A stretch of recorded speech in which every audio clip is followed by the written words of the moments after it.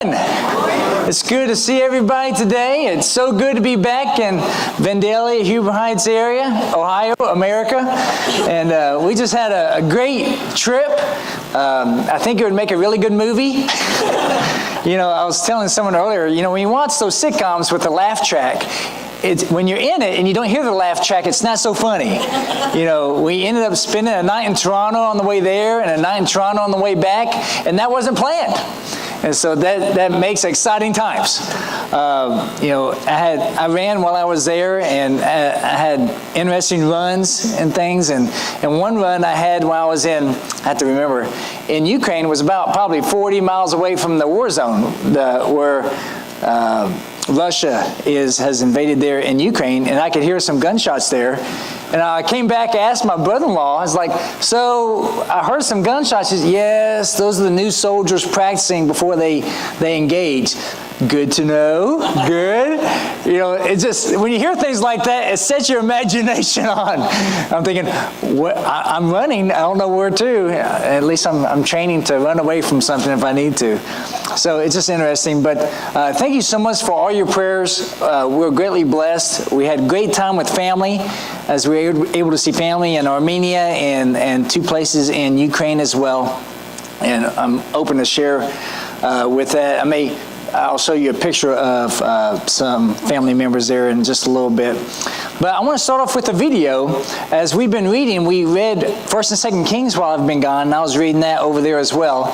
And great story about Josiah, about how he comes to God, and I just love that story, and so I want to talk about that. In this video, Alan helps me find really good videos, and this one is good about centering on God, to make sure that God is the center of our life. So let's watch this video here before the lesson.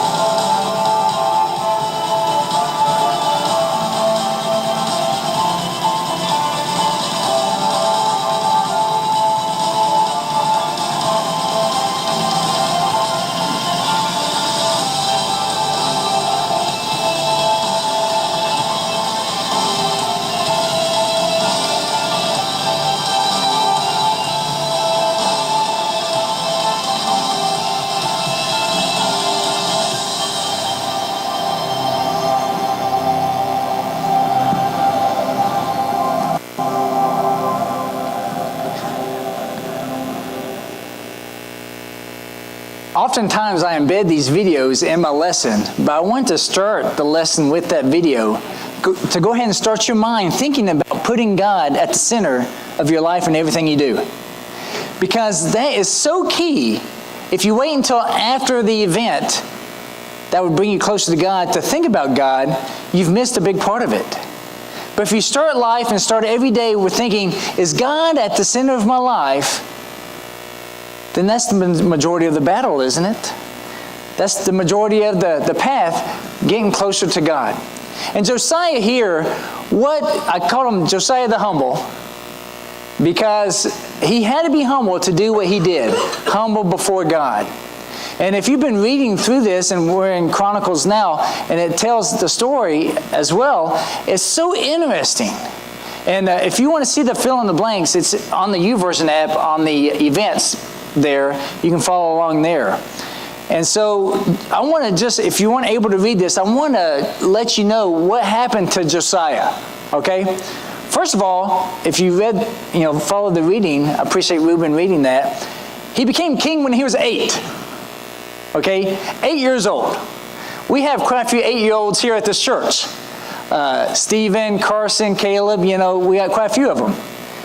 Could you imagine that being king? Carson, if you were king, what would you do? You can have anything you want for lunch. Can you imagine? You would be king. I couldn't imagine an 8-year-old being king of not just my house, but the whole kingdom. But here's Josiah. I imagine he had to grow up pretty quick, don't you think? He had to grow up real quick, as he was king already at age 8. So it's amazing to think about that. Let's look at 2 Chronicles, its version on it, because this mirrors so much of what we read about in 2 Kings chapter 22. Josiah was 8 years old when he became king, and he reigned 31 years in Jerusalem. So he died when he was 39. He did right in the sight of the Lord and walked in the ways of his father David, and did not turn aside to the right or to the left. Now it's interesting to note, as you read through Kings and Chronicles, how many of the kings did not walk in the way of the Lord? Most of them. And so many times it would say they walked in the way of their father Jeroboam. So if they did evil, their father was Jeroboam. If they did right, then their father was David. It was interesting how it kept doing that. So here it said that he walked in the ways of his father David. Even though David wasn't his father, that was hundreds of years earlier. So likewise, who's our father, of course? God or Satan? So continuing on, for in the 8th year of his reign, while he was still a youth, he began to seek the God of his father David. And in the 12th year, he began to purge Judah and Jerusalem of the high places, the Asherim, the carved images, and the molten images. Now in the 18th year of his reign, when he had purged the land and the house, he sent Shaphan, the son of Azaliah, and Maaseiah, an official of the city, and Joah, the son of Joahaz, the recorder, to repair the house of the Lord, his God. So at 8, he's king. And then at 16, he really started turning towards the Lord. And then by the time he's 20, he's building the house of the Lord. It's amazing here to think about that, to see these dates here that's going on. Now, as 8 years old and 16 seeking the Lord, it's interesting to see that time difference. Because he was really raised in a kingdom away from God. They had the Asherah poles. They had all these idols to Baal, to Molech, which is awful, and the things they did there. So this is the era that he was raised. So he had to go against the current to come to God. Maybe some of you are that way. Maybe your parents weren't faithful, or maybe you haven't always been faithful, and you have to fight against the current of your family and definitely against the current of society in order to follow God. Josiah had to do that. Even though it was his kingdom, he had to, and it was supposed to be the kingdom of Jehovah God, he was having to go against the evil in order to come to God. And when he was 20, he purged Judah of the idols. And this isn't just a little thing, okay, take that picture off the wall. These are idols that's been there for hundreds of years. These are temples. These are priests and priestesses that he ended up killing because Judah had left God. Okay, Judah and Israel have already split up into two separate kingdoms of God. And Judah had left God. Jerusalem had left God. Imagine a church that isn't preaching God's word. Now that happens nowadays. That's this kind of situation. Judah is God's people, but they don't know God anymore. It's like going to a family reunion. That's not your family. It's strange. It's not right. So Josiah was a man of conviction. And I love that. What he did it wholeheartedly. He was convicted and acted on it. Just didn't think about it, didn't just talk about it, but he acted, he did something, and I respect that. Now, something interesting, if you remember, sometimes when you're reading all this, it's difficult to remember. But I remember this here in 1 Kings chapter 13. Now, behold, there came a man of God from Judah to Bethel by the word of the Lord, while Jeroboam was standing by the altar to burn incense. Now, Jeroboam, like I said, you're either Jeroboam as your father or David was your father. Jeroboam was your father, not good. Because Jeroboam did a lot to usher in all these idols and idol worship and moved away from God. Okay? And this is about, don't know exactly the year this happened, but let's say about 920 BC. And Josiah reigned from 630 to 609 BC. About 300 years. Okay? So this man, as he came to Jeroboam, as he's burning incense to an idol, he cried against the altar by the word of the Lord and said, O altar, altar, thus saith the Lord, behold, a son shall be born to the house of David, Josiah by name, and on you he shall sacrifice the priests of the high places who burn incense on you, and human bones shall be burned on you. Okay? 300 years before Josiah's been born. Now, you may say, that's interesting. 300 years. Today's 2018, so let's say 1718, okay? Make a prophecy. All right, at this time, there's going to be a preacher named David, and he's going to, before he goes to camp, he's going to give this sermon. And people are like, okay, whatever. And this came to happen. It's just amazing. It's just amazing, the prophecy of God. And we have found relics, Jeroboam's time and Josiah's time, that talked about this. So to be foretold about 300 years before, and even said his name, is amazing to me. What does that say? God knows what's going on. Okay? God knows what's going on. And this is a picture of a pottery there, and there's a translation there. It says, pursuant to the order to you of Josiah the king, to give by the hand of Zechariah silver of Tarshish to the temple of Yahweh. So this is when he started rebuilding the temple. This was given. And this was found in 1997. Because there was a time that people were thinking Josiah never existed. Okay? Because we didn't find any information about him. Then all this stuff started turning up. Oh, Josiah must have been real. Yes, he was. And so, Josiah, this man who just humbled himself before God from 8 years old till his death, wasn't perfect. He made mistakes for sure. But he wanted to follow God. And I want to continue looking at how he did this and then the application here. In 2 Chronicles 34, 14, 15, 18, 19, when they were bringing out the money which had been brought into the house of the Lord for the rebuilding, Hilkiah the priest found the book of the law of the Lord given by Moses. Hilkiah responded and said to Shaphan the scribe, I have found the book of the law in the house of the Lord. And Hilkiah gave the book to Shaphan. Moreover, Shaphan the scribe told the king, saying, Hilkiah the priest gave me a book. And Shaphan read from it in the presence of the king. When the king heard the words of the law, he tore his clothes. Now, it's interesting to see this situation, how it unfolds here. Josiah was so convicted of what he heard, he tore his clothes. Now, in truth, in the temple, while they were bringing out the silver, they found a treasure, and it wasn't the silver.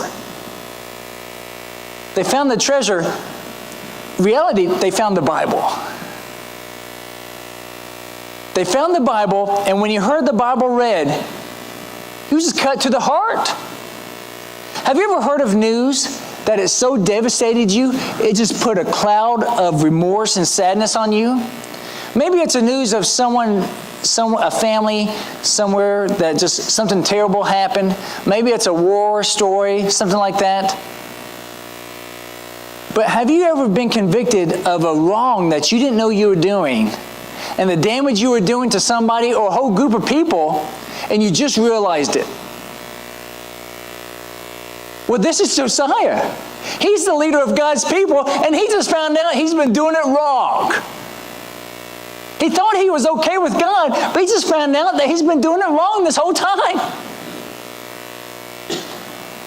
Now, can you imagine us not having a Bible for hundreds of years?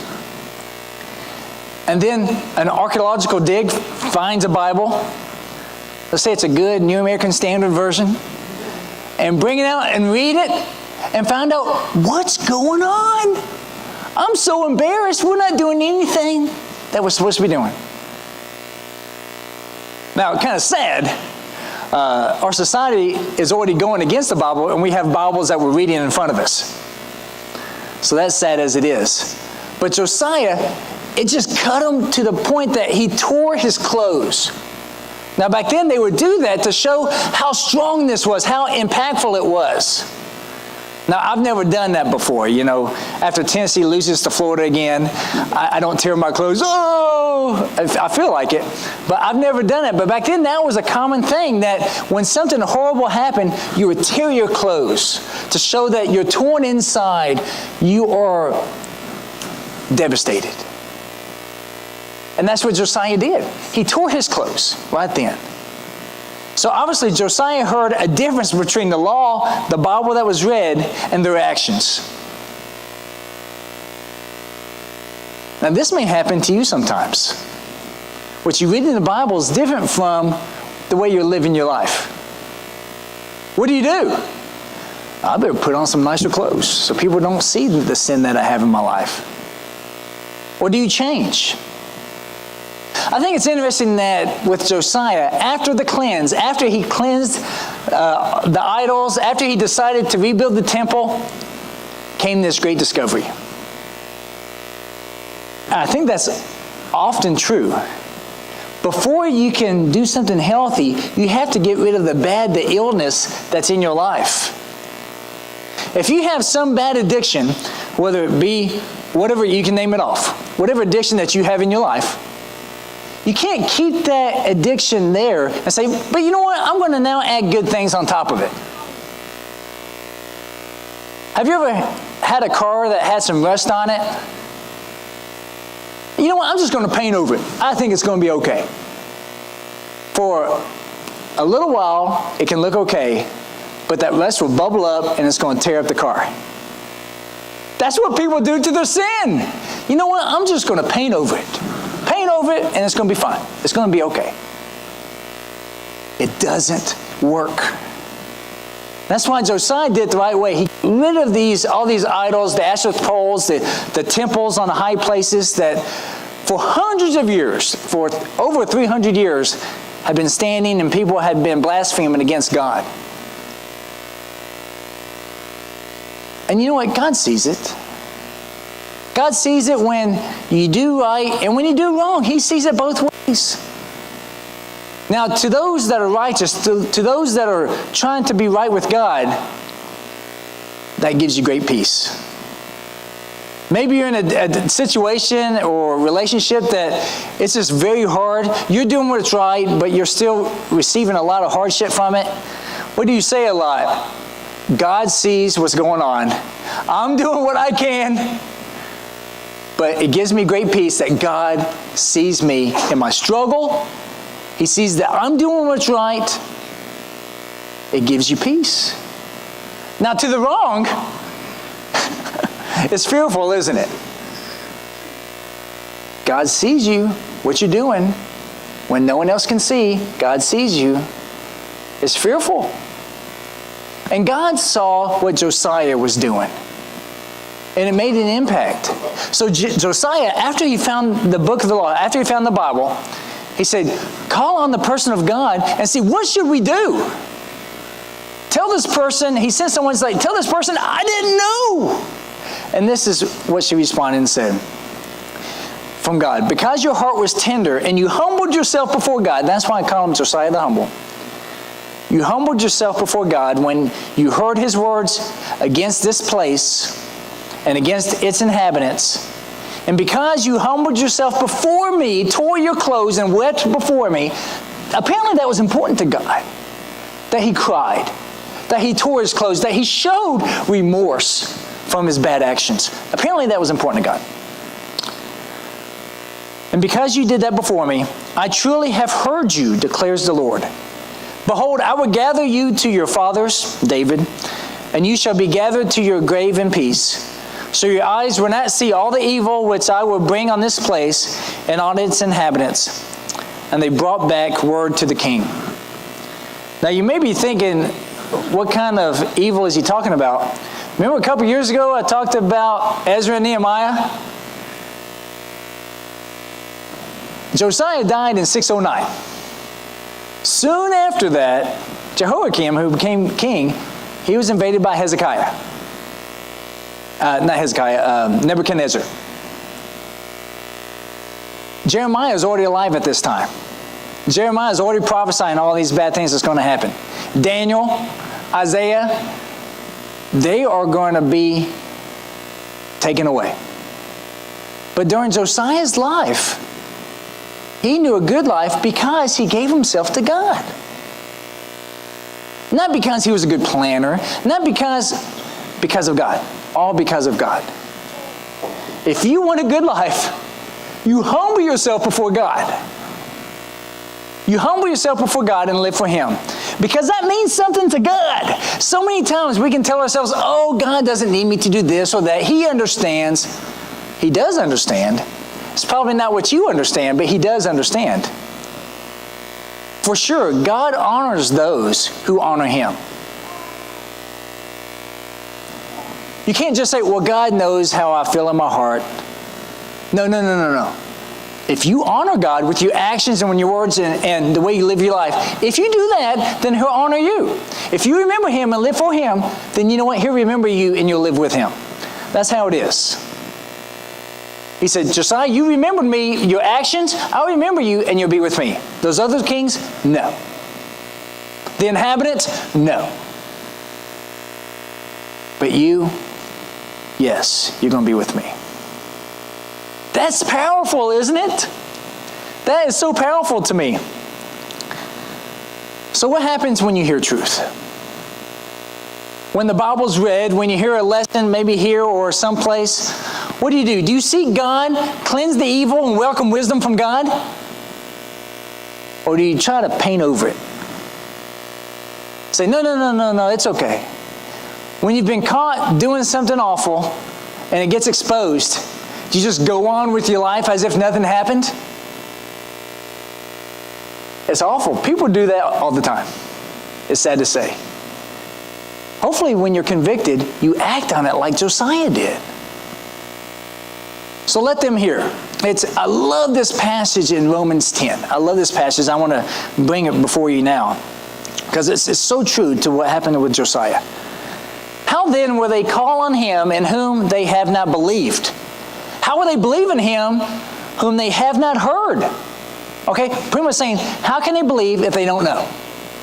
How can they know if they haven't heard? Okay, that's what it's saying. And how will they hear without a preacher? How will they preach unless they are sent? Just as it is written, how beautiful are the feet of those who bring good news of good things. However, they did not all heed the good news. For Isaiah said, Lord, who has believed our report? So faith comes from hearing, and hearing by the words of God. This is so true and so powerful. And Isaiah lived during the times of Josiah.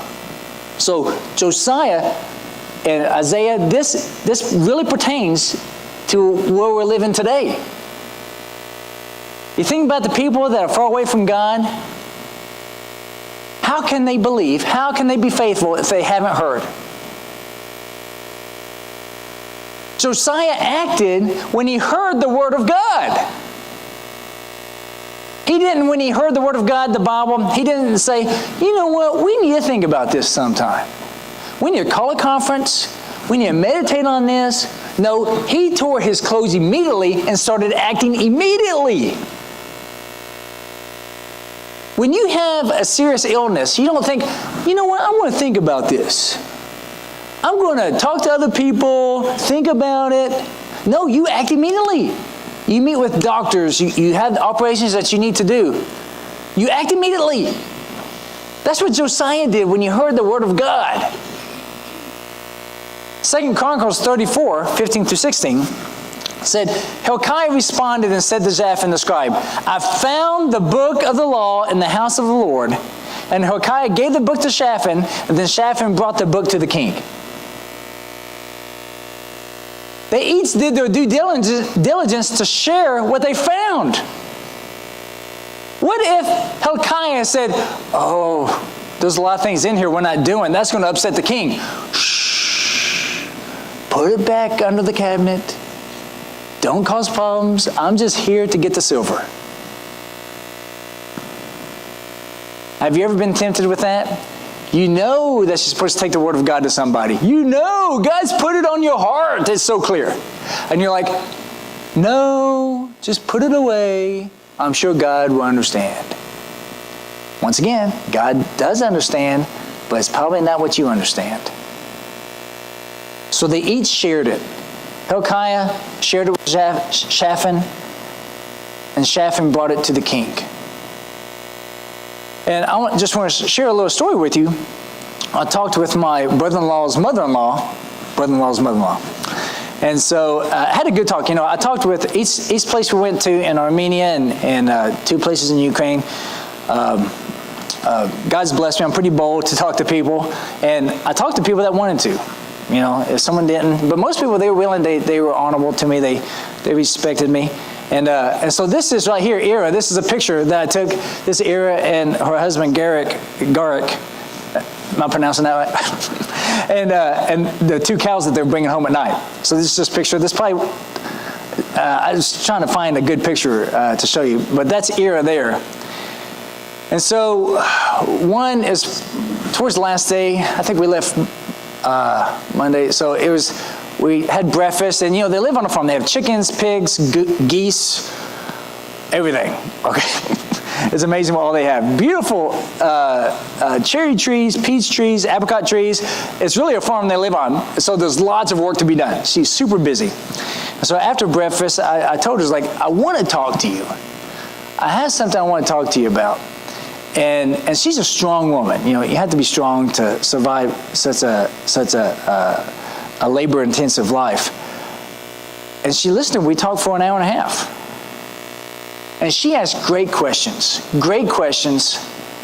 And I think she was getting a little emotional about it. And towards the end, she said, no one has ever taught us. How can we know this if someone hadn't taught us? Now, they have Ukrainian Orthodox there. You know, it's like a lot of the Orthodox, Russian Orthodox. But that struck me so strong. How can we know the right way if no one taught us? I mean, it's emotional for me to think about. Isn't that true? Isn't that why we care so much about our kids' education? So they have a chance? Now, if they don't want to learn, then that's on them at some point. But at least they need to hear. And she was asking good questions. I mean, basic questions, but they were good, solid questions. And she thanked me, was like, you're giving great answers. I can tell you're a learned person in God. And she was like, but no one ever taught us. How can we know these things? Our priests are bad. They're corrupt. And it just convicted me. And I thought about this verse in Romans. It's like, how can they know if they don't hear? How can they hear if no one's sent? And I'm just sent there because they're family. Right?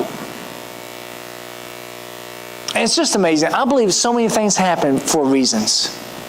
You know, part of our journey through the airports and everything, where we had layovers in Toronto that weren't planned. And God would put on my heart to help these families that are going, what's going on? And this one lady said, I prayed to God to help, and he sent me you. I was like, he did. Because I do believe in God, and I didn't know that, but he did. So you need to live for God, you know. God works in these ways, doesn't he? Or do we really believe that God is active alive? Or he's just something that we come and we wear on our t-shirts? God is alive and active, amen? And he is convicting us with his powerful Holy Spirit. Go to this person that you love. I love them even more, but they need to hear the truth. They need to have an option. Give them a chance. That's what he's saying all the time. Well, one of my runs there, I would just, I don't listen to anything. I just like to take the time and meditation. And I'm just always convicted that the truth is the truth. And I hope I know the truth, right? And this passage in Mark 15:16, go into all the world and preach the gospel to all creation. He who has believed and has been baptized shall be saved, but he who has disbelieved shall be condemned. So, I'm there in the Orthodox country, and I'm here in Protestant and Catholic country here, but in both places, so many people miss the boat. And it saddens me. And so when I was running, just this example came to mind. And it was pretty detailed. I kept thinking about it, and God blessed me with it, I think. And so I thought about a land that was going to be devastated by a great storm, okay? A huge storm's coming. It's going to devastate the land. No one's going to survive. And someone knows it. And they start talking about it. There's a storm that's coming, and no one's going to survive it. It's going to be awful. Thankfully, there's a group of people that believe. It's like, there is a storm. So they go, and the only way that they get safe from this, they go to a shore, they get on a boat, and go to a land that's safe. That's the only way they can survive this terrible storm that's coming. And they get to the shore, but there's two boats. All the people that go to the boats believe, okay, that the storm's coming, that's going to devastate everything. But there's two boats. And one of the boats has a huge malfunction and a hole in it, and it's not going to make the path at all. And I was thinking, but the other boat is a good boat. And I know that there is a hole in the other boat. And trying to warn people, there's a hole in the boat. You're not going to make it. And they're saying, relax. We believe the calamity that's coming. Just relax. We're getting on a boat, but there's a hole in that one. Hey, there's people in charge over here. Don't you think they would tell us if there was a hole in the boat? And look at all the people here. And I can swim. Don't worry about it. And at some point, you just got to get on your boat, right? Both boats leave. One boat sinks. The other boat makes it. And I shared this with my brother-in-law and there as we had church service that morning. It's like there's so many people believe. Most people don't believe that the calamity is coming. But there's going to be a group of people that believe. But sad to say, a lot of people that believe are getting on a bad boat. And doesn't that convict you? And I just want to warn people about the boat that they're getting on. And I wonder if you heard that. If you heard that one of the boats was bad, would you warn the people getting on the boat? If you were there before the Titanic set off, if you had a time machine, would you warn the people not to get on the boat? That's their business. They've made plans. I don't want to interrupt. How convicted are you? Are you convicted to the point that you change your plans and do what God wants you to do? Will you give others the chance? Will you give people the chance to hear the Word of God, to hear the gospel, and make a decision for themselves? Will you speak from your own experience? I've learned, I've been saved. And Josiah so thankfully did what was right. Did he do what was popular? No. He tore down everybody's little idols. He killed priests and priestesses. I imagine that wasn't very popular. But his main concern was to follow God.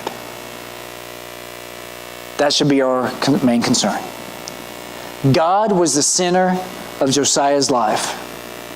Is he the center of your life? If not, then the fact is you don't have God center of your life, and that's not good.